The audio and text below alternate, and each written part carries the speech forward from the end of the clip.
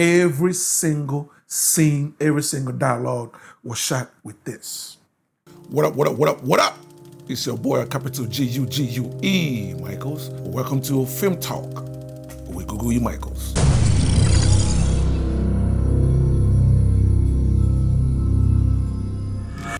Hello, ladies and gents. Welcome to another episode of Film Talk, where we discuss everything dealing with movies. So before we get started, help your boy get to 5,000 subscribers. So hit that subscribe button and hit that bell to let you know every time I post a video. Okay? Now, in today's episode, we're going to talk about this boy right here, the Pocket 6K. Okay? Now, this is not a review, or it's not going to be about tech. It's not going to be about specs. This will just be about me using it now for 1 year. Okay, I've had it for 1 year, and this will be my experience with it, what I used it for and how I used it. Okay, I've shot 2 movies with it, shot a few music videos with it, shot some corporate events with it. I mean, I just been using it. A couple of commercials as well. So I've been using it constantly for the past year. So this will be my experience and how I used it. Because a lot of times when you go on when you look on YouTube, a lot of people are comparing this camera to run and gun cameras. And it's not a run and gun camera. So today I'm going to show you every problem that everybody had with this camera, how I improvised.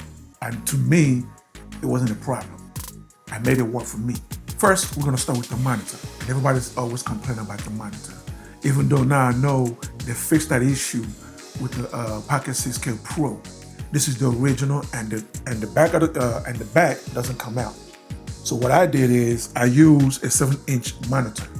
Anybody can get, you can get a monitor anywhere. You know, they got some cheap ones, they got some expensive ones. They got some for $200, $300, all the way to $5,000 if I'm not mistaken. It just depends on what works for you. And with my monitor, how I'm able to make it last, I can go pretty much all day, is I use this AP battery. This lasts me all day, 4 hours. I don't know if you can see this. Can you see that? Can you see that? Yeah, see? You see those lights?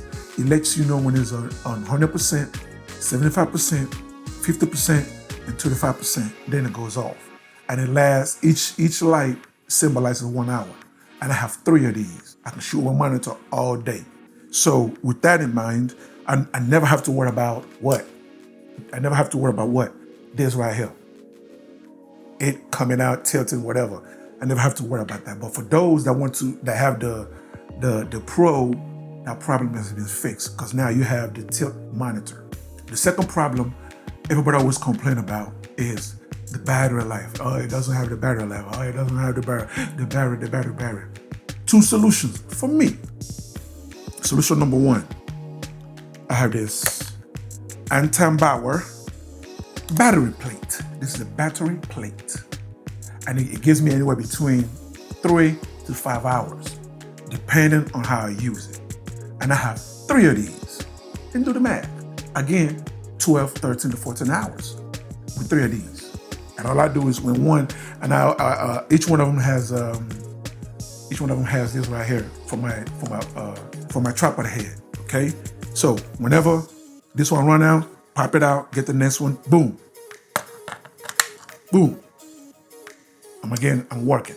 Okay, now sometimes when I don't feel like using these right here, what I do, I unpop them.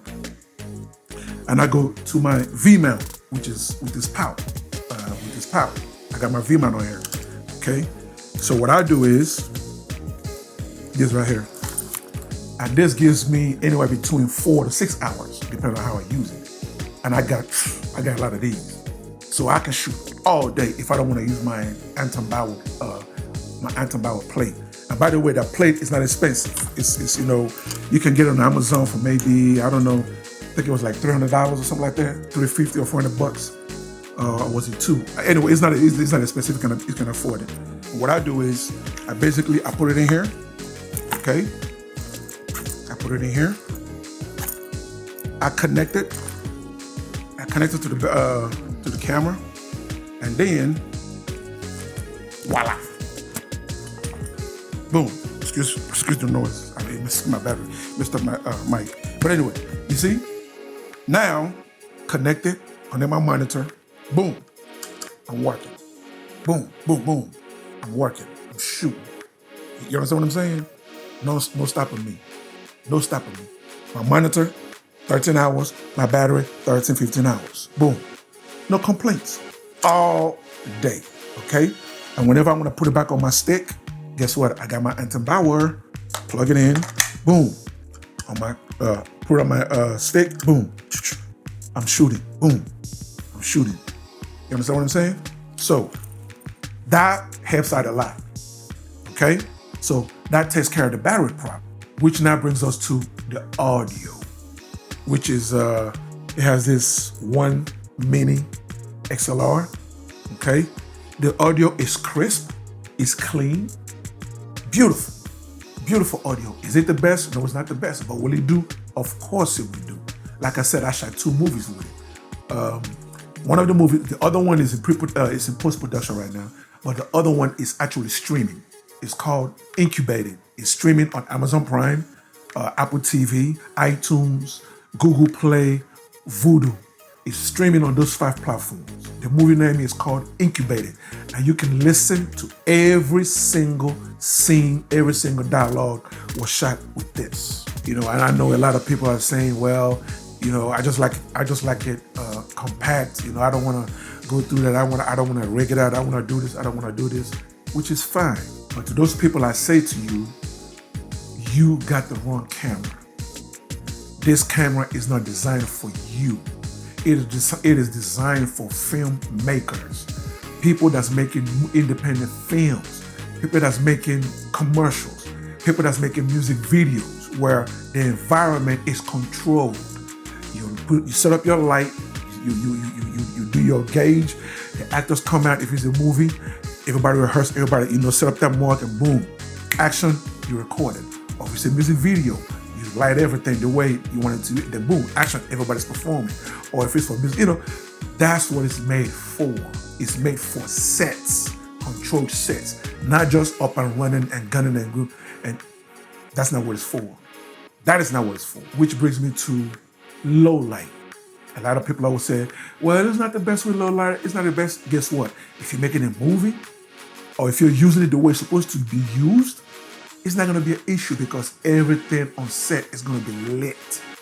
You understand what I'm saying? It's going to be lit. So you don't need it to be excellent in low light. Guess what? Most high-end cinema cameras are not good in low light. Film cameras, the original film cameras are horrible in low lights. Horrible. And that's why you need all those massive lights to pump light into the sensor. Into the camera. Okay? So it is a cinema camera. If you treat it like a cinema camera, I promise you, you will love the image. Which brings us back to the sensor. Do you need a 6K camera? Of course not. Even because the industry is not even up to 6K right now. It's only a handful of networks or streaming places that streams 4K. 80% to 90% of the industry is still 1080p. So the 6K is good for instance. When I shot Incubated, okay, it helped me out a lot and made me on set because I could just get one good frame to where it saves me time of having to reset or move my camera. No, shoot it in post-production, punch in. Also, when you finish the product and then you output it to 1080p, it makes it look stronger, thicker, and richer because you're going from 6K to HD. So everything is compressed and smaller, and it makes it more vibrant. It makes it way more vibrant. Even if it's 4K, even if you output in 4K, it still makes everything very vibrant. So that's why the 6K is cool. Now, when you start talking 8K, 10K, 12K, well, to each his own. Me, the 6K is perfect.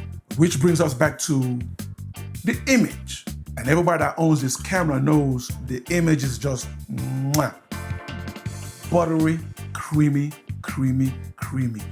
In my humble opinion, it is the best cinema camera under $20,000. Yes, I said it. Prove me wrong. Anybody, prove me wrong. I mean, besides the Big Brother, the Ursa Mini line, you know, the 12K, the G2, apart from those. But anything outside Blackmagic ecosystem, show me a camera that's better, that's under 20K. I mean, you can literally put your footage from this baby right here, you can put it next to an Alexa footage or an Alexa Mini footage, and you can't even tell the difference, especially if you properly grade it. No one can really tell the difference unless the DP tells you, no, I shot this with this, I shot with this, and I shot that with that. So let's be clear. This camera is not for wedding shooters, it's not for content creators, it's not for vlogging, it's not, you know, that's, even though I know a lot of people, if you go to YouTube, a lot of people use it for those things. But this camera was designed for that. And that's why you have a lot of people that say the things that they say, because they're trying to use it like a run and gun camera. And it's not a run and gun camera, guys. That is not what it's for. It's for films, it's for high-end commercials, it's for high-end music videos, it's for documentaries, where you take your time, you set up your light, you block out your shots, your frame, you set your marks, your actors go from here to here. You know, that's what it's for. That's exactly what it's for. So I think that should do it, because I don't want this to be too long. I just want to share my experience on how I use it on set. And it works for me to where I don't have to, all those problems everybody had, I never had them. I never had them because I used it like it was created to be used. Okay, everybody? Thank you for joining me in this week's episode of Film Talk. Check in next week when we discuss more topics dealing with movies, scripts, cinematography, directing, cameras, lenses, you name it. As long as it has something to do with movies, we discuss it on this channel. Okay? Help your boy get to 5,000 subscribers by hitting that subscribe button, liking, sharing, hitting that bell, so it will let you know every time I drop a new video. And for those of you that want to reach out to me on IG, it is GUGUBOO. Again, GUGUBOO. And if you want to drop me an inbox on my Facebook, it is Google E. Michaels. If you want to see my previous work, my current work, and all the works that I have coming up in the future, feel free to visit me on my website. It is www.GUGUEMICHAELS. That's GoogleEMichaels.com. Okay? So guys, thank you so much. And as usual, I salute you. Bam!